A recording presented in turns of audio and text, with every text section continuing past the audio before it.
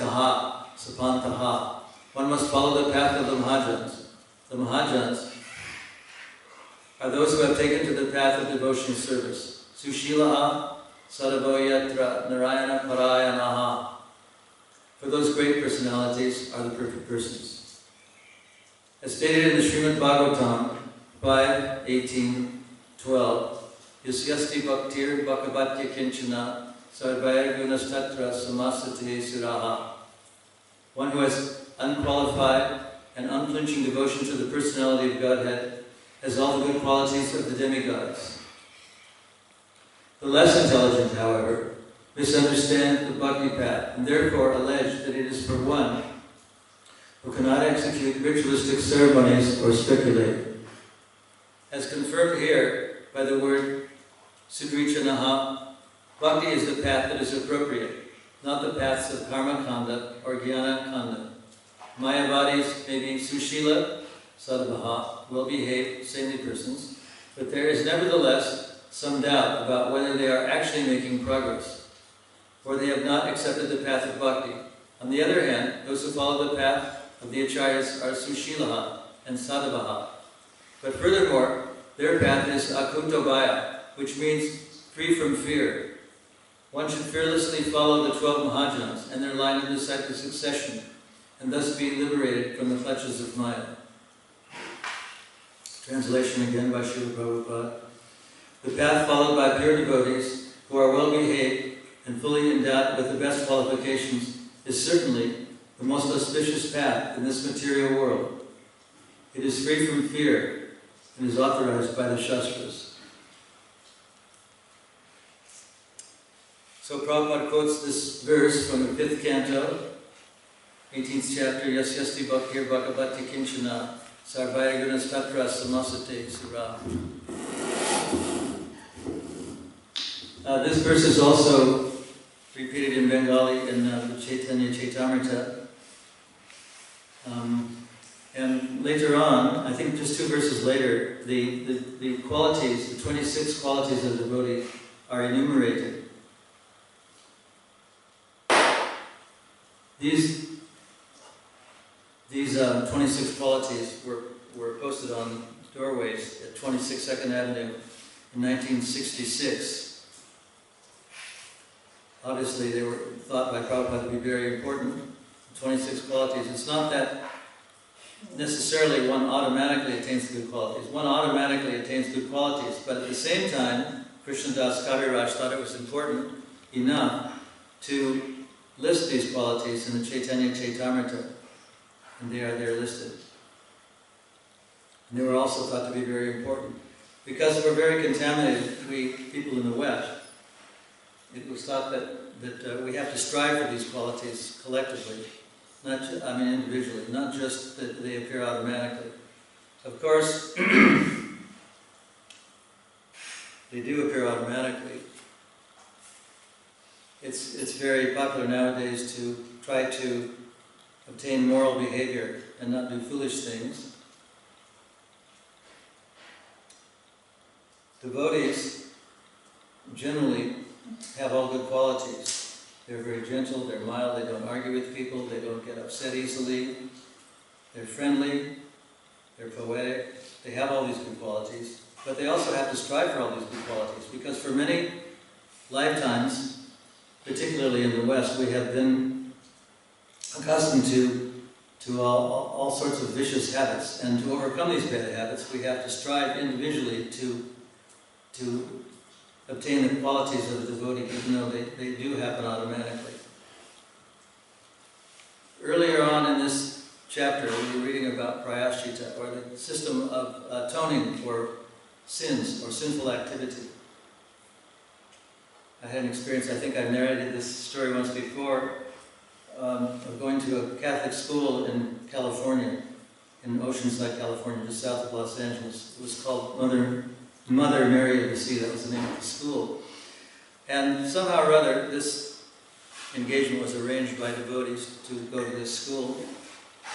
And the classroom had about 30 students in it. Because everyone was interested in what we had to say, several of the teachers, they were in nun habits, And a few of the priests in black and white clothes came to the class to listen. We chanted Hare Krishna, we spoke the philosophy, and we talked about the progress of the Hare Krishna movement. They were very interested. After the class, the priest took us to his room, to his chambers, and wanted to hear more. He said that he was very disappointed in people who came to his confession chamber. He was one of these priests who hears confessions.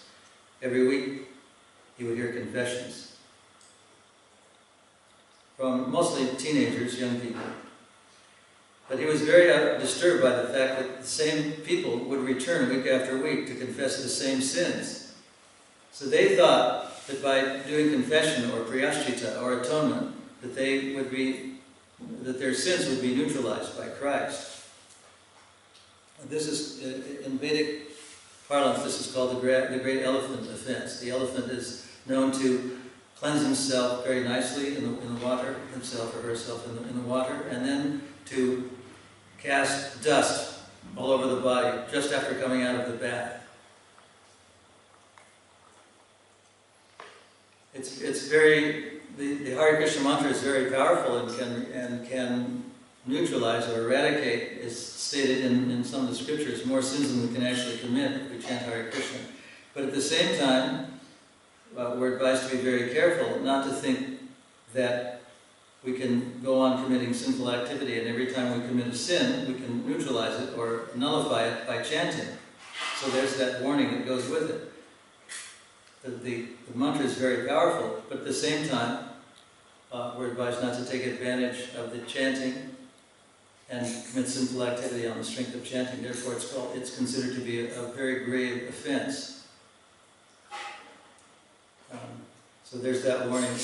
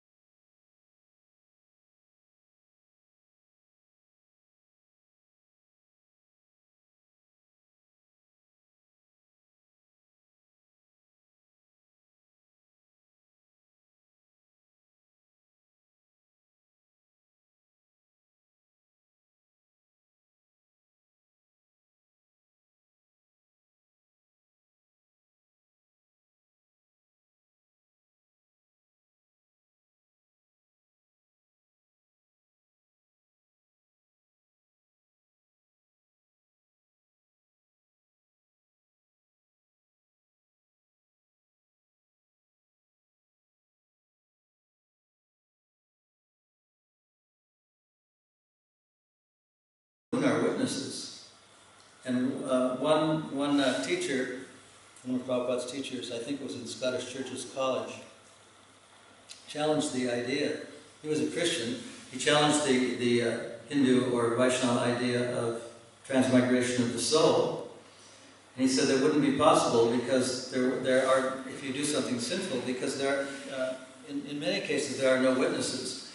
And the answer, the Hindu answer to that assertion was that there are many witnesses. The sun, the moon, the air, the ether, they're all witnesses. There are many witnesses to what we do. In a court of law, a witness has to be a living person who takes a stand and takes an oath to tell the truth. However, the laws of the universe mean that witnesses may not be living persons, human beings. They can be the sun, they can be the moon, they can be the air, they can be the atmosphere. They're all witnesses. And of course the ultimate witness is the super soul, or the very fact that Krishna or God is knowing everything that we do. And this is all very carefully noted down. Not noted down on paper necessarily, but noted. Yamaraj, for example, knows the activities of all living entities, not only in this planet, but all over the universe.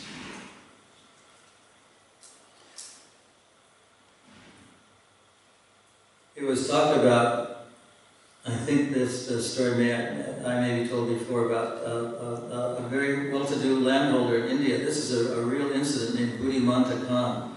When Buddhimanta Khan was a big landholder, one of his servants, a young boy, a young Muslim boy, became the ruler of India in the Muslim times, Nawab Hussain Shah. And at one time, the Nawab's wife, the queen of the king, he was the king, the ruler of India, noticed that he had a scar on his backside. And she asked what was this from, and so he narrated the incident that when he was very young, Buddhimanta Khan, the wealthy Hindu landlord, caned him for stealing something, for doing something wrong. So his wife said, "This is very bad, that this scar's on your body.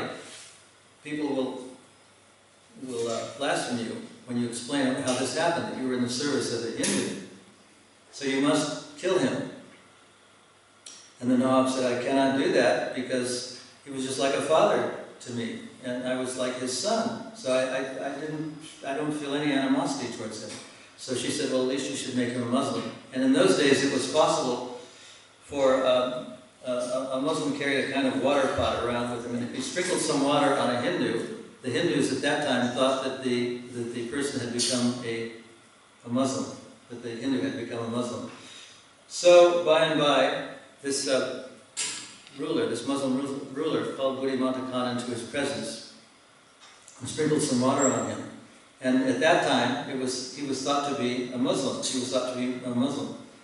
And Prabhupada has commented that many of the Muslims in India at that time were actually not from the Middle East, from Turkey and from the former Persian Empire, but they were actually Hindus who had water sprinkled on them, and so they were rejected by the Hindu community.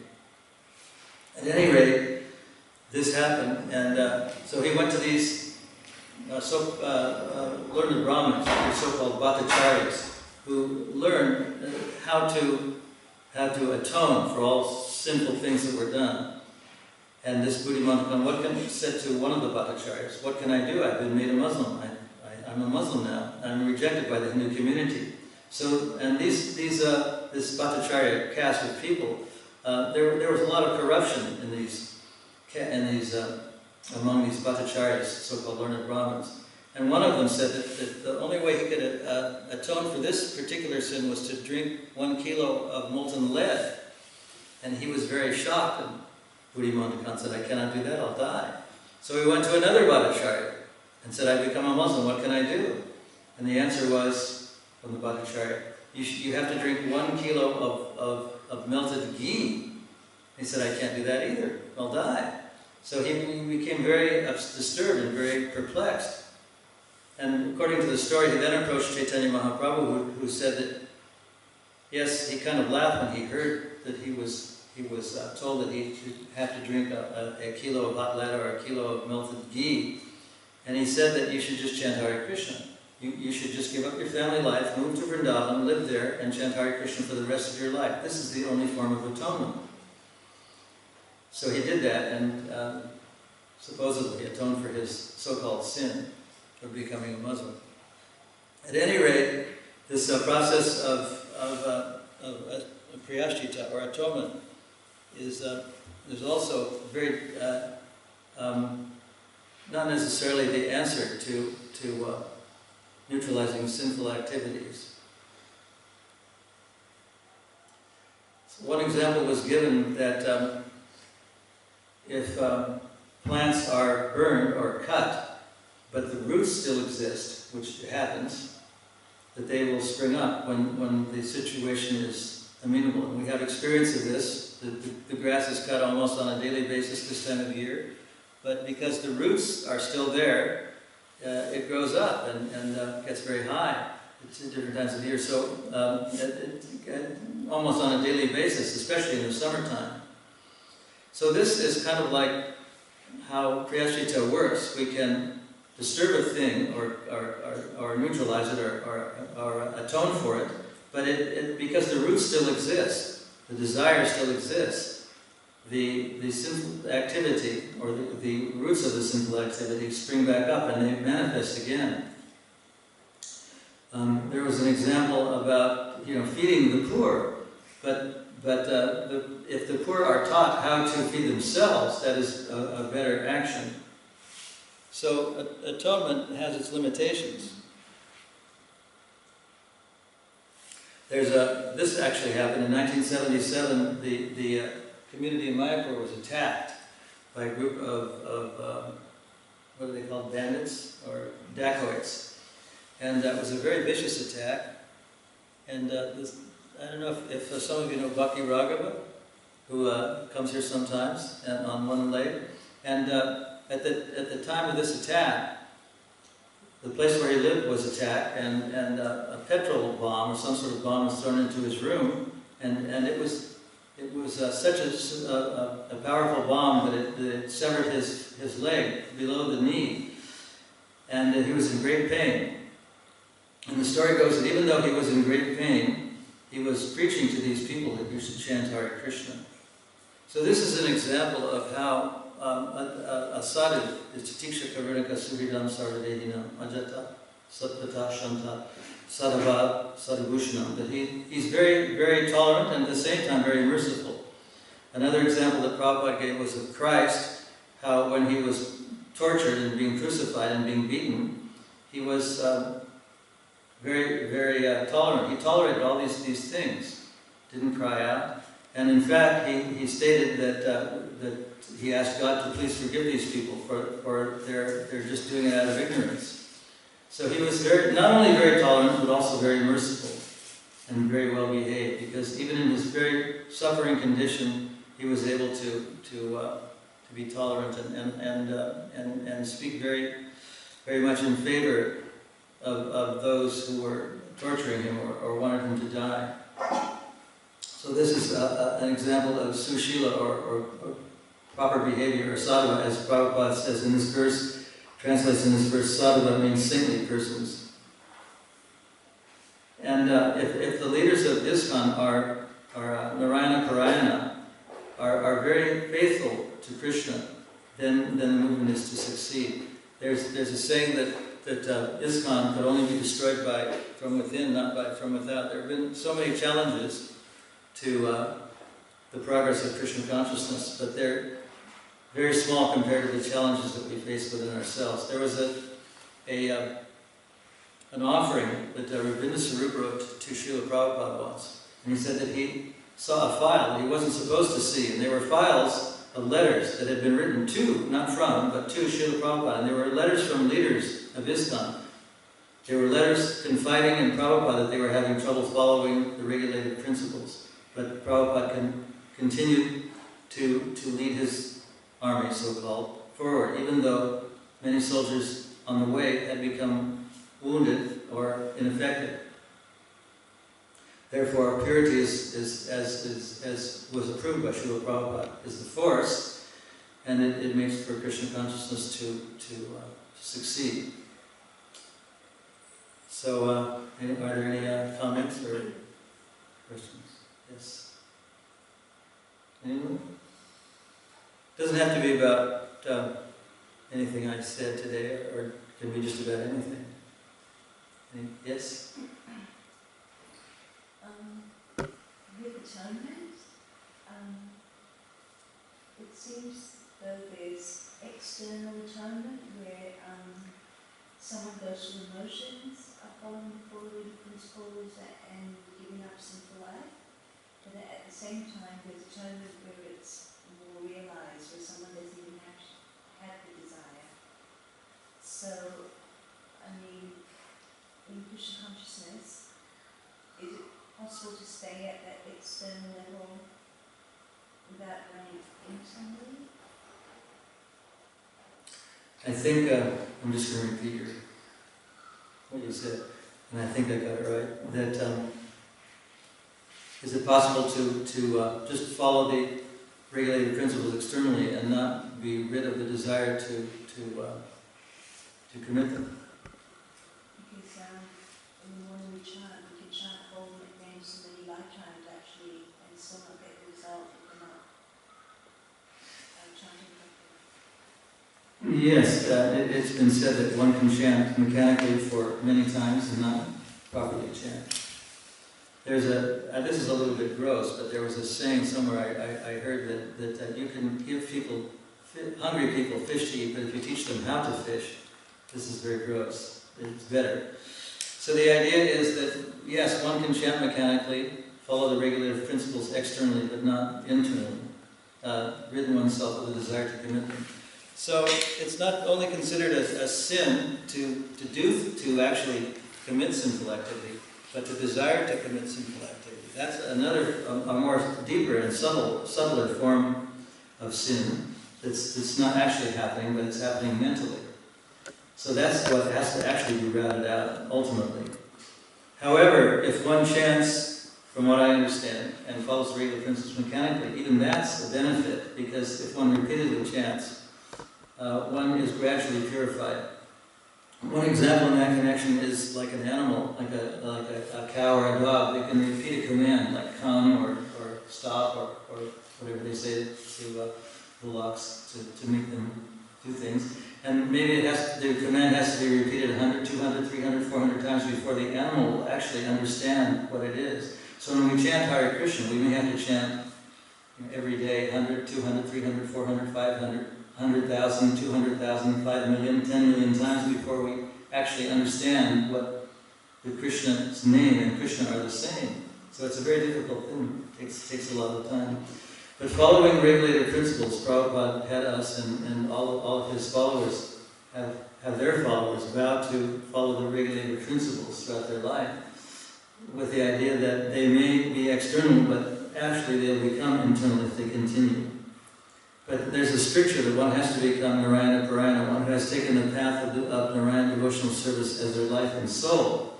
So to become a Narayana Parayana, or well-behaved, or completely free from sinful activity, one has to internally rout out these desires. So it's said that desires, sometimes it's written by Rupa Goswami, are in the form of seed or bija, and they're very deep within the psyche. And that's one of the things. It's not just the devil made me do it, or Maya is very strong. That's true. The devil did make me do it sometimes, and Maya is very strong. But at the same time, I have these desires within my heart, these sinful desires. So one has to not only blame Maya or recognize the power of Maya, but rout out the deep-seated sinful desires that are within the heart. Another reason is that Krishna is not so easily available. Krishna has it's explained in the Ishopanishad, Ishavashamidam Sarvam, and Om Purnam verses and other verses, that Krishna is not easily attainable. Krishna, there's a curtain of Maya around Krishna. So there's three factors. There's the external power of Maya, the internal desire to commit sinful activities, and the fact that Krishna is not really readily or easily attainable. So Krishna consciousness is, in one sense, is very easy. It's a system. It's fun because it involves singing and dancing and feasting. But on the other hand, it involves a certain amount of voluntary austerity. So that's a little more difficult. I hope that helps.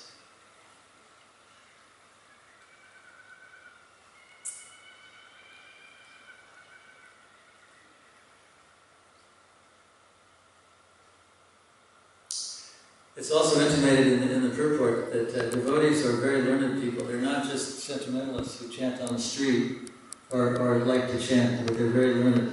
And Rupa Goswami and Sanatana Goswami were very learned people. They knew several languages. They were ministers in the government. And Prabhupada himself was up very late, almost every night, translating from Sanskrit into English.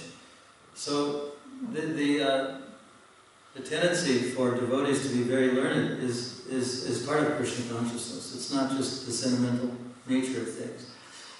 But it's also very significant that book learning is not necessarily required. An example is that Bhakti Siddhanta Saraswati was known as the walking or living encyclopedia. It said that he would read entire dictionaries and memorize every word and use every word. But at the same time, the person who he took initiation from was functionally illiterate, Gaurkishore Das Babaji. So learning is very important. It was very important to Srila Prabhupada, but it is not the most important thing, according to what we have learned. That one has to be, first and foremost, a dedicated, surrendered soul to Krishna. So learning is important, but also not the most important thing. Lord Chaitanya was so advanced materially in knowledge that the story is that when people would see him, possible contenders, other pandits would see him in Navadvip, they would run from him the other way so that they would not be defeated in debate. Because at that time in Navadvip, if one succeeded in a debate, one was like a football hero nowadays. A hero. Any other comments? Any comments?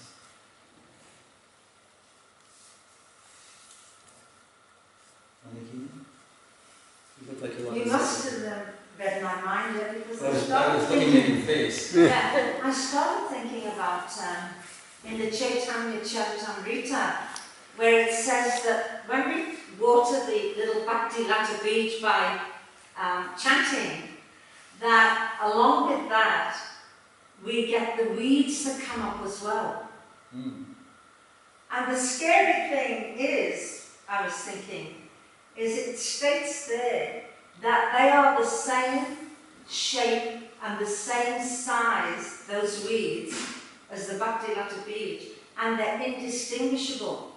And I was thinking what a great responsibility it is to distinguish between what is actual bhakti and what is a weed.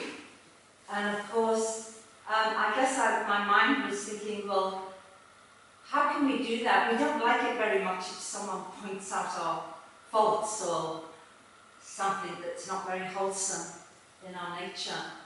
So I'm just thinking how we can distinguish, or how we will get to know which are the weeds, because they're the same size, the same shape, they grow together. Yes, that's a good point. It's very difficult to distinguish true bhakti from the weeds that grow up along the Bhakti Lata Bija. Therefore, it's important to read daily, because the more we read, the more we become learned and we're able to distinguish. Swarup Damodar was a very learned assistant of Chaitanya Mahaprabhu. And sometimes papers or theses would be presented to Mahaprabhu, and they would have to be vetted or looked at, analyzed first by Swarup Damodar.